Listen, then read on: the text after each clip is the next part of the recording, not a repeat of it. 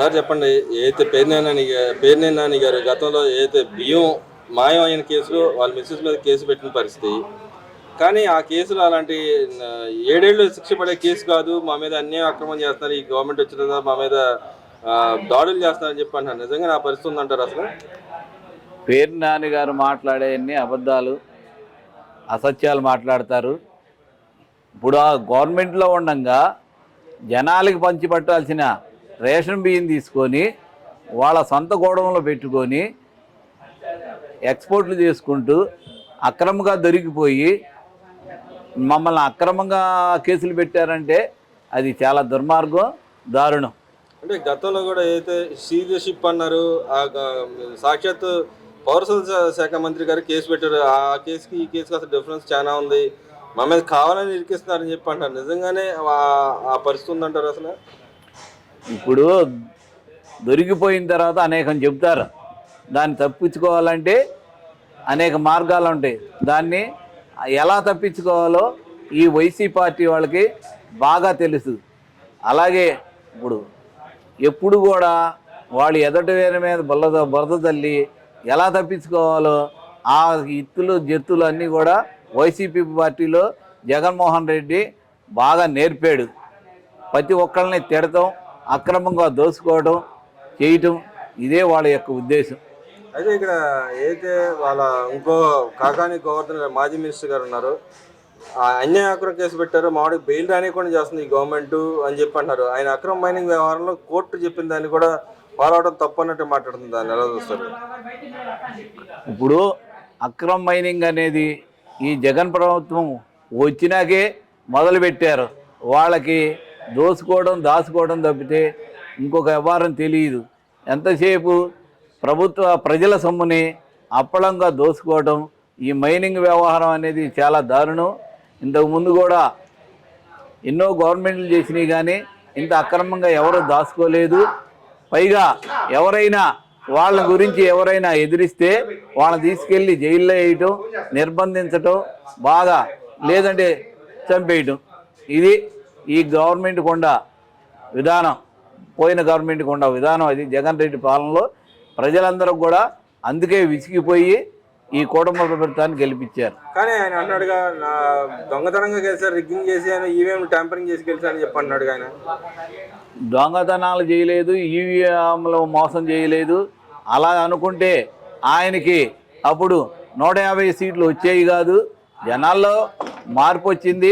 అప్పుడు ఒక్క ఛాన్స్ ఇవ్వాలని జగన్కి వేశారు. ఆయన చేసిన మోసాలు, అక్రమాలు, భూదందాలు ఇవన్నీ కూడా ప్రజల్లోకి వెళ్ళిపోయినాయి. రాజధానిని సక్రమంగా జరిగే రాజధాని తీసుకెళ్ళి 3 ముక్కలు ఆట చేసి ఎక్కడా కూడా ఒక ఇటుక కానీ ఒక గంప ఇసుక కానీ వేయలేదు. కాబట్టి అది అలా ఇదైపోయింది, గవర్నమెంట్ నాశనం అయిపోయింది.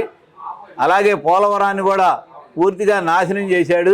ఇలాంటివన్నీ కూడా ఆయనకి శాపాలై ఆయన గవర్నమెంట్కి నాశనం అయిపోయింది. అంటే ఇక్కడ ఇంకో మాట కూడా అంటున్నాడు ఆయన, రాష్ట్రంలో బీసీల మీద దాడులు ఎక్కువ చేస్తున్నారు, బీసీని హత్య చేస్తున్నారు, మా నాయకుల్ని, మా కార్యకర్తలను అన్యాయక్రంగా పట్టణ పెట్టుకుంటున్నారు, లాండ్ ఆర్డర్ లేదు అని చెప్పి అంటాడు. నిజంగానే ఆ పరిస్థితి ఉందంటారు రాష్ట్రంలో?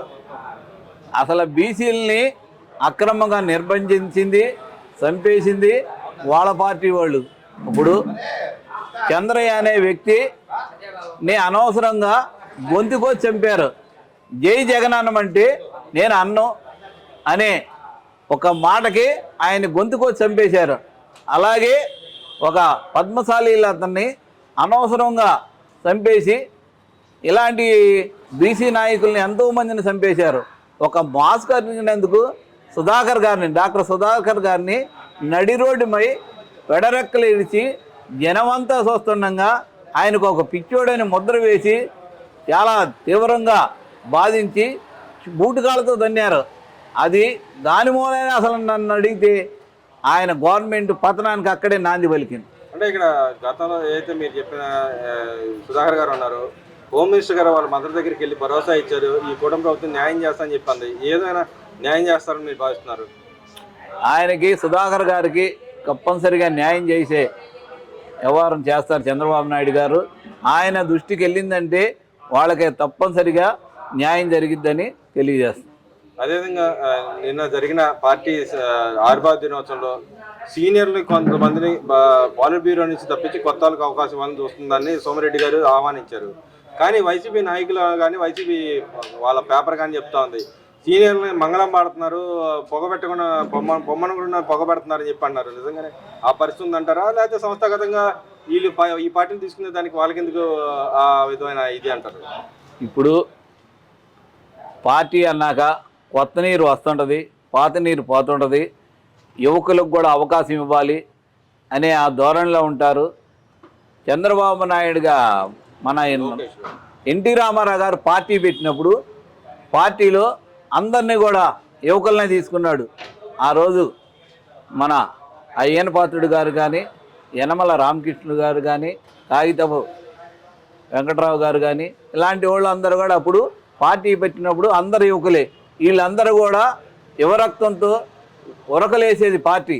ఆ విధంగా ఇప్పుడు 43 సంవత్సరాలు వచ్చేదలికి వాళ్ళందరూ కూడా పెద్ద వయసు అయిపోయి 7 సార్లు కూడా గెలిచిన వాళ్ళు ఉన్నారు. ఇప్పుడు బుచ్చి చౌదరి గారు ఉన్నారు, ఆయన 8సారి 9సారి గెలిచారు, ఎంపీగా గెలవని, ఎమ్మెల్యేగా గెలవని. అలాంటి కురువృద్ధులందరూ కూడా వాళ్ళ తరపున వాళ్ళ పిల్లలు వీళ్ళు ఉండారు కాబట్టి వాళ్ళని తీసుకుంటారు. కొత్త రక్తం నింపాలనేది పార్టీ ఉద్దేశం. అదేవిధంగా చూసుకుంటే అయితే పార్టీ 43 సంవత్సరాలు అయింది, దాంట్లో ఇచ్చిన హామీల గురించి చెప్పారు, ప్లస్ కొత్త విధానం P4 విధానం కూడా తీసుకొచ్చారు. అది తప్పు, సంక్షేమ పథకాలు ఇవ్వకుండా తప్పించుకోవడానికి ఈ విధంగా తీసుకొచ్చారు కాన్సెప్ట్ అనేది వాళ్ళు వైసీపీ నాయకులు మాట్లాడుతున్నమాట. దాన్ని ఎలా చూస్తారు? సంక్షేమ పథకాలు ఇవ్వట్లేదని ఎలా అంటారు? చక్కగా ఇస్తున్నాం. ఇప్పుడు సంక్షేమ పథకాల్లో పెన్షన్ ఉంది, 3000 ఇచ్చే పెన్షన్ని 4000 చేసి అదే నెలలో 7000 రూపాయలు ఇచ్చాం. అలాగే మంచానికి పడుకొని ఇబ్బంది పడే వ్యక్తులకి 14,000 రూపాయలు ఇస్తున్నాం. ఇవన్నీ సంక్షేమం కాదా? ఇదంతా ఇది కాదా? అభివృద్ధి కాదుగా. అభివృద్ధి అంటారా? వాళ్ళు చేయలేదు. అభివృద్ధి మేము వచ్చిన కాడి నుంచి రాజధాని పరుగులు పెడుతుంది. అలాగే పోలవరం డయాఫామ్ వాళ్ళని ఇవన్నీ కూడా కింద చక్కగా మళ్ళీ వదిలేస్తుంది. మళ్ళీ వచ్చే డిసెంబర్ నాటికల్లా మన మినిస్టర్ గారు నీళ్ళు ఇస్తానని ప్రకటించారు. ఈ విధంగా అభివృద్ధి అనేది చాలా ఫాస్ట్గా జరుగుతుంది మన గవర్నమెంట్లో. ఇప్పుడు P4 అనేది చాలా మంచి పథకం. ఇప్పుడు పేదవారిని అత్యంత సంపన్నులుగా చేయాలనే ఉద్దేశం మన తెలుగుదేశం పార్టీ చంద్రబాబు నాయుడు గారే దీనికి ఒక శ్రీకారం చుట్టారు. ఇంత మంచి ఉద్దేశం ఏ సీఎం కూడా లేదు.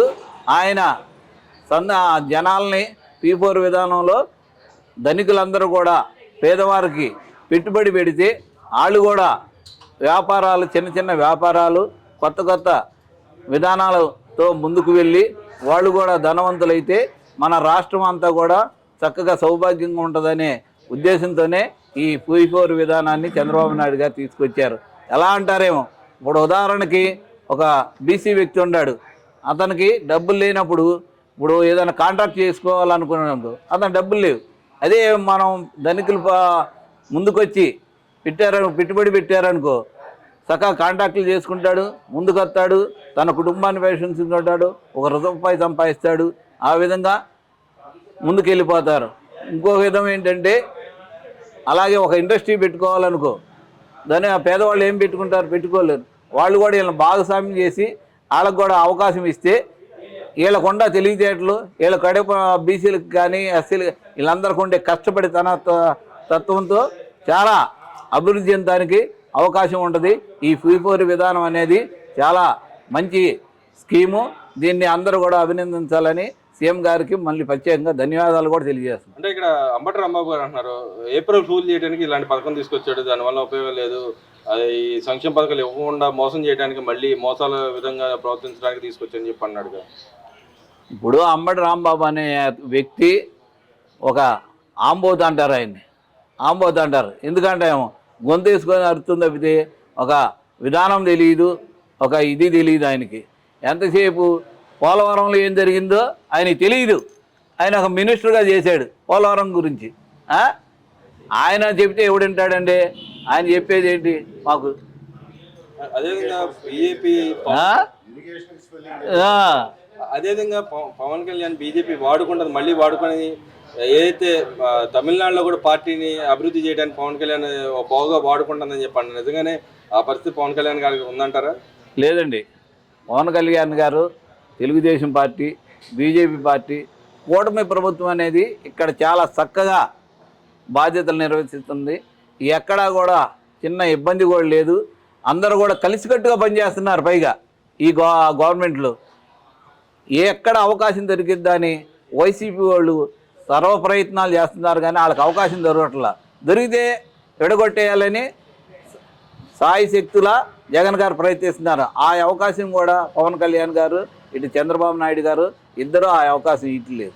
అదేవిధంగా రోజా అంటుంది, ఏదైతే తిరుపతిలో గతంలో లడ్డు వ్యవహారం తీసుకొచ్చారు, ఇప్పుడు ఏమైనా తిరుపతిలో ఉన్న దేవుడికి నిద్ర లేకుండా చేస్తుంది ఈ కూటమి ప్రభుత్వం. దర్శనాలు 24 గంటలు కల్పిస్తున్నారు. ఆయన అంతకుముందు పౌలంప సేవ అని చెప్పి ఒక కార్యక్రమం ఉండేది, అది కూడా రద్దు చేసి విధంగా ప్రవర్తిస్తుంది ఈ కూటమి ప్రభుత్వం అని చెప్పండి. నిజంగా నా పరిస్థితి ఉందంటారా తిరుపతిలో? అదేం లేదండి. రోజా గారు ఏం చేసేవాళ్ళు, ఇప్పుడు ఈ టిక్కెట్లన్నీ ఆమె తీసుకొని మొత్తం అమ్ముకొని దగ్గరగా 10,000 కోట్లు ఎన్నో సంపాదించింది. ఓన్లీ తిరుపతి మీదే సంపాదించింది ఆమె. అలాంటి ఆమె చెబితే మేము ఎలా వింటారు జనం? అంటే ఇక్కడ యాక్చువల్గా మరి దేవుడికి నిద్రపోయే టైం ఉంటుంది, గతంలో కూడా ఉంది, ఇప్పుడు కూడా అదే ప్రకారం ఉంటారు. కానీ ఇలా అబద్ధం ఎందుకు చెబుతుందంటారా? అదే ఇప్పుడు ఆమె ఏంటి, ఆమె దాచుకోవడానికి ఆ అవకాశం కోల్పోయింది కదా. ఎలా విధంగా బురద తల్లితే మళ్ళీ ఏదన్నా తప్పు చేస్తే మళ్ళీ మన గవర్నమెంట్ని బ్యాడ్ చేసి చూపించాలనేది ఆ ఉద్దేశం. అంటే ఆ అక్రమాలు కూడా బయటపడతాయన్న డౌట్ అంటారా? తప్పనిసరిగా ఆమె అమ్ముకున్న టికెట్లు కానీ, అలాగే ఆమెకు ఒక మినిస్టర్ ఇచ్చారు, పర్యాటక శాఖ మినిస్టరు. అందులో ఆడదాం ఆంధ్ర అనే కాన్సెప్ట్ ఒకటి పెట్టింది. దాంట్లో 400 కోట్లు కొట్టేసింది. ఇవన్నీ బయటికి తీస్తారు, ఆమెనేమి వదిలిపెట్టరు, అది మాత్రం పక్క.